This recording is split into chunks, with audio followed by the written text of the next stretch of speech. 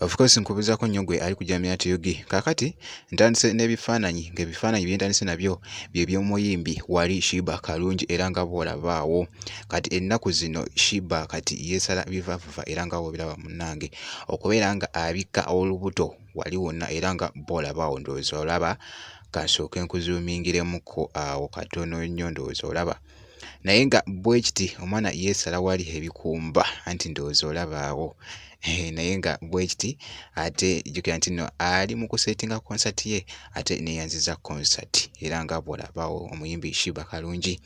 Kaakati awo ng'ate nvuddewo nkutte wali akatambi akookubiri ke k'omuyimbi wali King Saha nga munnange ava wali e Dubai leero yabadde nga mutalabbaani anti ndowooza olaba wali wonna muganda wange gwe alaba Jamia TV ng'ava wali e Dubai bwe kiti badde embeera bweti munnange bwe yabadde wali ku airport nga yakatonya e Uganda wali ku airport Entebbe embeera bweti bwe yabadde.